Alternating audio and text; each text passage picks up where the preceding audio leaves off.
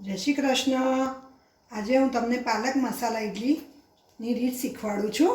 જેના માટે જોઈશે 250 ગ્રામ પાલક, મીઠું, ગરમ મસાલો, હળદર, હિંગ, 1 નંગ ટામેટું, થોડી લસણની કળી, 1 નંગ મરચું, 1 નંગ ડુંગળી, કોથમીર અને ઇડલી માટે ઇડલીનું ખીરું। તો ચલો હવે આપણે પાલક મસાલા ઇડલી બનાવવાનું શરૂ કરીશું। સૌપ્રથમ આપણે ધોયેલી પાલકને કુકરમાં બાફવા માટે મૂકીશું।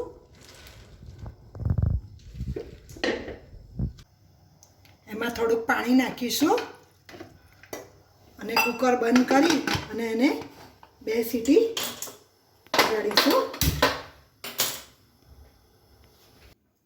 હવે આ કુકર ઠંડુ થઈ ગયું છે એટલે એને ખોલી અને બફાયેલી પાલક આપણે એક ગાળણીની મદદથી એને પાણી બધું નિતારી દઈશું।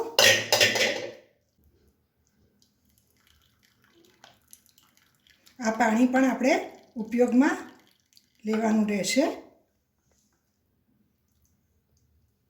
હવે આ બફાયેલી પાલક ઠંડી થઈ ગઈ છે, જેને મિક્સર જારમાં નાખી એમાં સમારેલું 1 ટામેટું, સમારેલી ડુંગળી,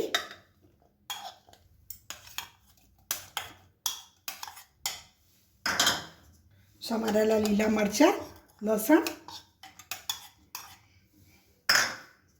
ધોઈને રાખેલી કોથમીર,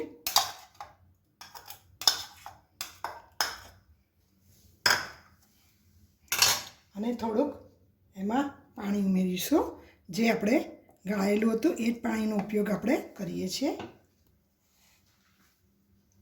હવે આની એક સ્મૂથ પેસ્ટ બનાવીશું।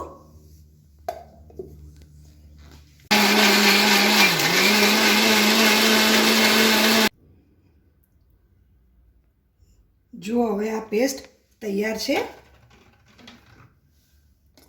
આવી સ્મૂથ પેસ્ટ તૈયાર કરવી।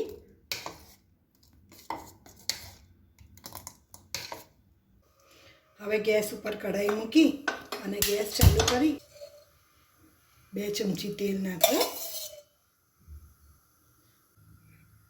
હવે તેલ ગરમ થઈ ગયું છે એટલે એમાં ચપટી હિંગ નાખવી અને થોડીક હળદર નાખવી। હવે આ બધું તેલ સાથે મિક્સ કરી દેવું અને ધીમો તાપ રાખી અને આપણી જે આ પેસ્ટ તૈયાર કરેલી હતી એમાં ઉમેરવી। થોડો ગેસ ફાસ્ટ કરી અને હવે એમાં મસાલા નાખી દઈશું। હવે એમાં જરૂર મુજબ મીઠું નાખીશું,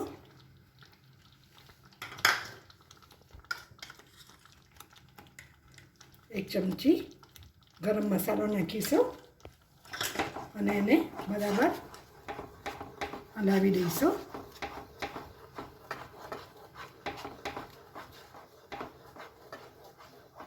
હવે આ જે પાણી હતું બાફેલું એમાં ઉમેરીશું અને ધીમા તાપે આ ગ્રેવીને થવા દઈશું।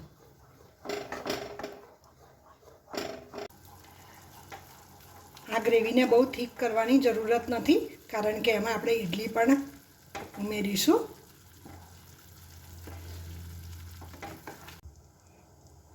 જો હવે આ ગ્રેવી તૈયાર થઈ ગઈ છે, જેને બહુ જાડી નહીં અને બહુ પાતળી નહીં, એવી રીતના કરવાની હોય છે। તો હવે આપણે ગેસ ઓફ કરી દઈશું અને એને સાઈડમાં મૂકી દઈશું। હવે આપણે ઇડલી બનાવવાનું ચાલુ કરીશું। જેના માટે મેં એક અપમ બનાવવાનું સ્ટેન્ડ લીધું છે। તમે ચાલુ ઇડલીના સ્ટેન્ડમાં પણ બનાવી શકો છો। હવે એને થોડુંક બ્રશિંગ કરી લઈશું તેલથી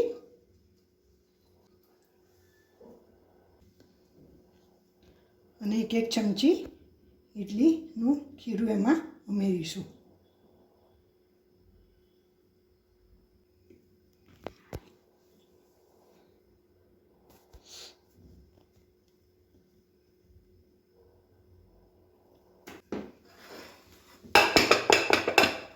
ગેસ ચાલુ કરી અને ધીમો તાપ રાખી અને આ ઇડલી આપણે થવા દઈશું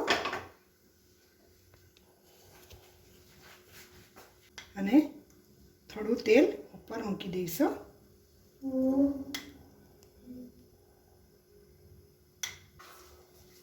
હવે ઢાંકી અને 2 મિનિટ માટે એને થવા દઈશું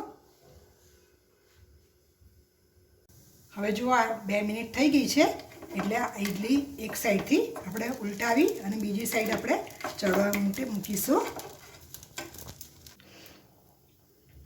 હવે આપણે ઉલટાવી અને બીજી બાજુ પણ ઇડલીને થવા દઈશું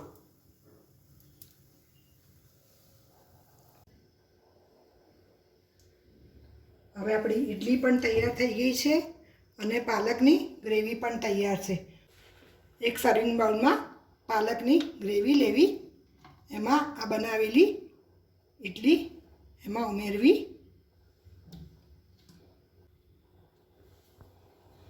ઉપર થોડી ગ્રેવી લગાવી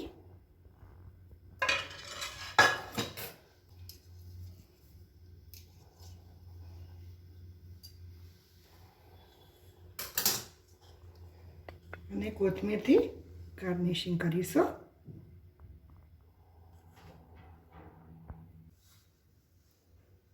તો હવે આ મસાલા પાલક ઇડલી ખાવા માટે તૈયાર થઈ ગઈ છે જો તમને મારો આ વિડીયો ગમ્યો હોય તો એને લાઈક કરજો અને મારી ચેનલને સબસ્ક્રાઈબ કરવાનું ભૂલશો નહીં